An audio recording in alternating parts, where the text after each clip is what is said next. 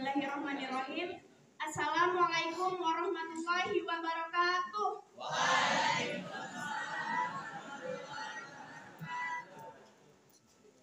Yang saya hormati Bapak dan Ibu Guru Pembimbing dan teman-teman seperjuangan yang insya Allah dirahmati Allah.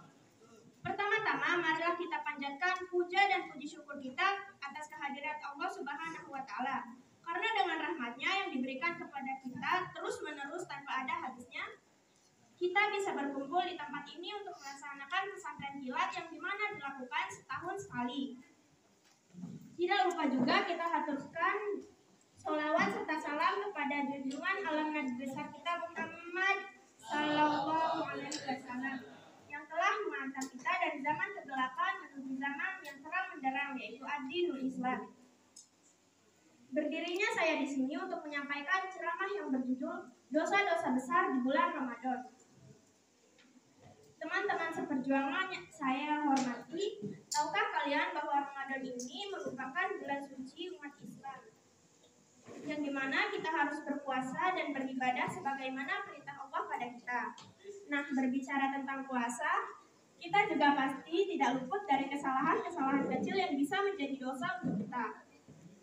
Saya akan menjelaskan tentang dosa-dosa besar di bulan Ramadan ini, dan yang wajib kalian jauhi karena ini adalah larangan Allah yang sangat besar dan tidak dianjurkan untuk dilakukan. Tetapi masih banyak saja orang yang melakukannya.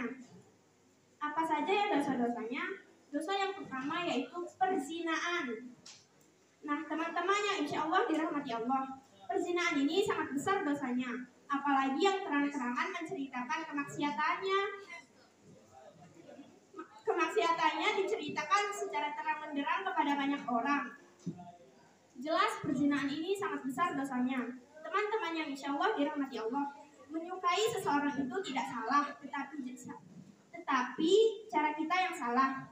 Kita boleh saja mengagumi seseorang, tapi jangan sampai kita menjerumuskannya ke dalam salah. Tetapi cara kita yang salah. Kita boleh saja mengagumi seseorang, tapi jangan sampai kita menjerumuskan orang tersebut untuk berbuat zina. Dosa yang kedua yaitu tidak melakukan sholat lima waktu. Teman-teman yang insya Allah dirahmati Allah, siapa yang masih sering meninggalkan sholat lima waktu? Tahukah kalian seberapa besar dosa meninggalkan sholat lima waktu? Apalagi ditinggalkannya di bulan suci Ramadan. Sungguh orang tersebut termasuk golongan orang yang sangat rugi. Karena sesungguhnya bulan suci Ramadan juga disebut bulan yang dapat menghapus dosa-dosa umat Islam. Tetapi itu jika kita melakukan sesuatu yang baik selama bulan Ramadan. Sesungguhnya umat Islam yang meninggalkan sholat wajib lima waktu akan terjerumus ke dalam neraka jahanam. Karena sholat merupakan tiang agama. Oleh karena itu dapat disimpulkan, jika kalian masih mengaku beragama Islam, maka jalankanlah sholat wajib lima waktu. Teman-teman seperjuangan yang insya Allah dirahmati Allah, mungkin ini saja yang dapat saya sampaikan dari banyaknya dosa-dosa manusia. Kurang lebihnya saya ucapkan maaf sebesar-besarnya dan terima kasih. Wabillahi taufiq wal hidayah. Wassalamualaikum warahmatullahi wabarakatuh.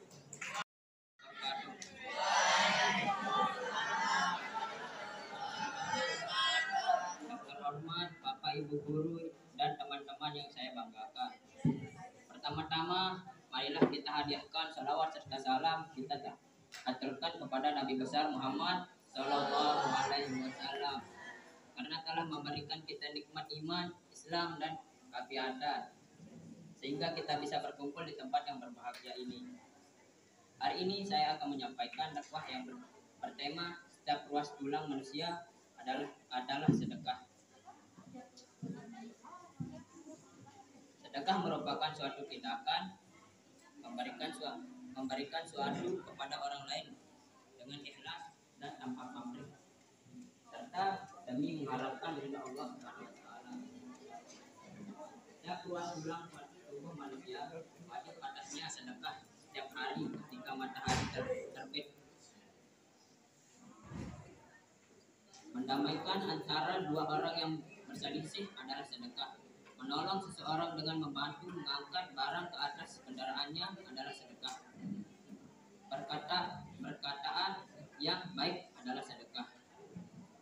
langkahmu untuk mengerjakan sholat adalah sedekah. Dan ada salah satu hadis yang menjelaskan macam-macam sedekah, yaitu sebagai berikut. Dari Abu Dzar radhiyallahu anhu menerangkan bahwa sebagian sahabat Rasulullah Shallallahu alaihi wasallam berkata kepada beliau, "Wahai Rasulullah, orang-orang kaya itu pergi dengan banyak pahala. Mereka mengerjakan sholat seperti kami kerjakan. Mereka berpuasa seperti yang kami kerjakan. Dan mereka bersedekah dengan kelebihan harta yang mereka miliki. Sementara kami tidak bisa melakukannya." Beliau bersabda, "Bukankah Allah telah menjadikan sesuatu untuk kalian yang bisa kalian sedekahkan? Sungguhnya setiap tasbih subhanallah adalah sedekah. Setiap takbir Allahu Akbar adalah sedekah. Setiap tahmid Allah alhamdulillah adalah sedekah. Setiap tahlil la ilaha illallah adalah sedekah. Menyeru kepada kebaikan adalah sedekah. Mencegah dari yang mungkar adalah sedekah. Dan berhubungan badan dengan istri juga sedekah. Maka demikian pula apabila ia menyalurkan pada yang halal, maka dia juga akan mendapat pahala." Diriwayatkan oleh Muslim. Kesimpulan dari dakwah ini adalah semua yang kita kerjakan setiap hari adalah sedekah. Maka berbuat baiklah kepada orang yang di sekitar kita. Sekian dakwah dari saya. Sekian dakwah yang saya sampaikan. Mohon maaf apabila ada salah kata. Semoga bermanfaat. Wassalamualaikum warahmatullahi wabarakatuh. Saya hormati Bapak dan Ibu guru yang sedang berada di sini dan teman-teman yang insya Allah dirahmati Allah. Pertama-tama, marilah kita panjatkan puja dan puji syukur kita kepada Allah atas limpahan karunia rahmat dan inayahnya, sehingga kita semua bisa berkumpul di tempat yang indah ini dalam rangka pesantren kilat. Salawat serta salam kita hancurkan kepada junjungan alam Nabi besar kita Muhammad Sallallahu Alaihi Wasallam yang telah membawa kita dari zaman kegelapan menuju ke zaman yang terang menderang ini, yaitu ad-dinul Islam. Berdirinya saya di sini yaitu untuk menyampaikan sebuah kultum atau ceramah yang berjudul Adab Mencari Ilmu. Apa yang dimaksud dengan adab? Adab adalah norma atau aturan mengenai sopan santun berdasarkan aturan agama. Adab memiliki sebuah arti kesopanan, keramahan, dan kehalusan budi pekerti. Adab erat kaitannya dengan akhlak atau perilaku terpuji. Dewasa ini tak sedikit orang yang mempunyai banyak ilmu, namun tidak memiliki adab sama sekali. Yang lebih banyak lagi, kejadian terhadap mereka yang masih dalam proses menimba ilmu di tahap dasar, namun sudah sangat kurang ajar terhadap gurunya. Seringkali muncul di pemberitaan bahwa ada segerombolan murid yang mencaci, menghina, bahkan sampai memukul gurunya karena tidak suka atau tidak terima dengan tindakan guru dan faktor lainnya. Fenomena seperti ini menunjukkan bahwa orang tersebut memiliki miskin adab, terlebih lagi adab murid terhadap gurunya. Kata Ustadz Syafi'i Muhammad Nur dalam bukunya yang berjudul Adab Murid kepada Guru. Padahal para ulama sudah menjelaskan bahwa kedudukan adab itu lebih tinggi dibanding ilmu. Hal tersebut bisa dilihat dari nasihat dari banyak ulama, yaitu salah satunya dari Imam Malik rahimahullah. Beliau pernah berkata, "Pelajarilah adab sebelum engkau mempelajari suatu ilmu, karena sesungguhnya adab itu lebih tinggi dibandingkan dengan ilmu." Sekian kultum yang bisa saya sampaikan. Bila ada kesalahan mohon dimaafkan, karena sesungguhnya manusia itu tidak pernah luput dari yang namanya kesalahan, dan bila ada kelebihannya mohon dikembalikan. Sekian dari saya Bintang Arasti pamit undur diri. Wassalamualaikum warahmatullahi wabarakatuh.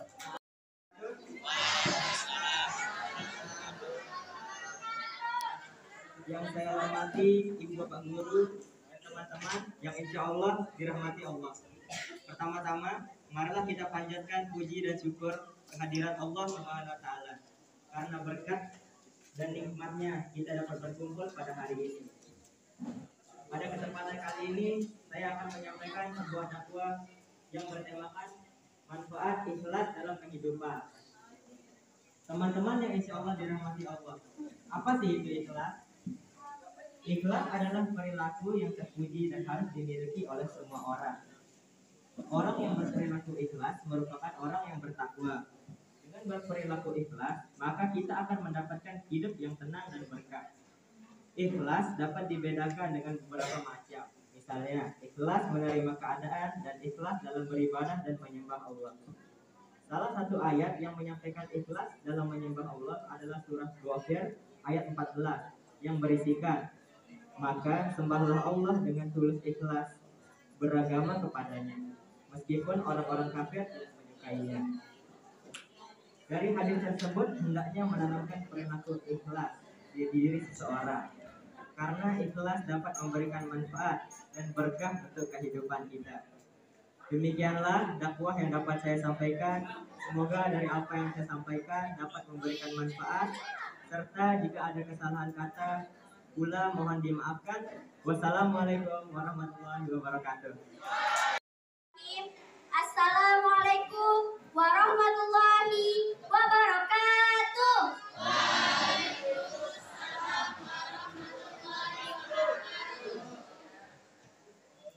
Alhamdulillahirabbil alamin. Wassalatu wassalamu ala asrofil anbiya'i wal mursalin sayyidina Muhammadin wa ala alihi wa sahbihi ajma'in. Amma ba'du. Yang terhormat Bapak Ibu guru dan yang terhormat teman-teman yang insya Allah dirahmati Allah. Puji syukur alhamdulillah, marilah kita panjatkan atas kehadirat Allah Subhanahu wa taala, atas limpahan rahmat, taufik, hidayah dan inayahnya kepada kita semua, sehingga kita dapat berkumpul di hari yang cerah ini dalam keadaan sehat walafiat. Salawat serta salam tidak lupa kita haturkan kepada baginda Nabi kita, yaitu baginda Nabi Muhammad Sallallahu Alaihi Wasallam. Karena perantara beliaulah kita dapat mengenal ajaran yang baik dan benar, yaitu ad-dinul Islam. Pada kesempatan kali ini, saya akan menyampaikan sebuah ceramah singkat yang berjudul Berbaik Sangka Kepada Diri Sendiri. Sebelum itu, apakah kalian tahu apa itu berbaik sangka? Jawab aja bisa. Nggak tahu gitu ke? Berbaik sangka disebut juga dengan husnuzon, di mana husnuzon ini berasal dari bahasa Arab yang dimana husnu artinya baik dan azzonnu artinya prasangka. Husnuzon adalah berpikir positif terhadap apa yang terjadi atau apa yang dilakukan oleh seseorang. Kemudian, apa itu berbaik sangka kepada diri sendiri? Berbaik sangka kepada diri sendiri artinya berprasangka baik terhadap kemampuan yang dimiliki. Dengan kata lain, lebih mempercayai kemampuan yang kita miliki daripada mendengarkan apa kata orang. Dengan berprasangka baik kepada diri sendiri, seseorang akan selalu memiliki rasa percaya diri dan optimis dengan apa yang dilakukan. Kemudian, apa saja sih contoh berbaik sangka kepada diri sendiri? Nggak tahu jawab ke, kita nanya. Contoh yang pertama yaitu belajar yang giat, berdoa dan tawakal untuk menjemput takdir yang baik yang sudah ditetapi oleh Allah Subhanahu wa taala. Belajar yang giat adalah contoh berbaik sangka kepada diri sendiri yang optimis. Kesuksesan harus ditempuh dengan ikhtiar, doa dan tawakal. Contoh yang kedua yaitu apabila kita menerima kegagalan, kita harus berbaik sangka kepada diri sendiri dengan cara percaya bahwa kita bisa melewati itu semua dan tidak berputus asa. Nah, bagaimana cara kita berbaik sangka kepada diri sendiri? Gak tahu jawab, tapi kamu saya turun saya kasih. Nah, caranya yaitu misalnya dengan cara percaya kepada kemampuan diri sendiri, gigih, pantang menyerah, sabar, serta mempunyai inisiatif yang tinggi. Berbaik sangka memiliki banyak manfaat. Berikut beberapa manfaat berbaik sangka kepada diri sendiri. Manfaat yang pertama yaitu hidup tenang dan tentram. Manfaat yang kedua yaitu percaya diri kepada kemampuan yang dimiliki. Manfaat yang ketiga yaitu menumbuhkan sikap optimis, sabar, dan tawakal kepada Allah Subhanahu wa Ta'ala. Berbaik sangkalah kepada diri kalian sendiri agar menjadi orang yang sukses di dunia maupun di akhirat. Karena berbaik sangka merupakan hal yang positif. Kesuksesan ada pada diri kalian sendiri. Jangan lupa bersyukur karena di luar sana masih banyak orang yang nasibnya tidak seberuntung kalian. Jangan mengeluh terhadap apa yang kalian miliki, terutama fisik. Karena sesungguhnya Allah Subhanahu wa Ta'ala telah menciptakan manusia dalam bentuk yang sebaik-baiknya. Sebagaimana dijelaskan dalam surah As-Sin ayat keempat yang bunyinya Bismillahirrahmanirrahim. Laqad khalaqnal insana fi ahsani taqwim.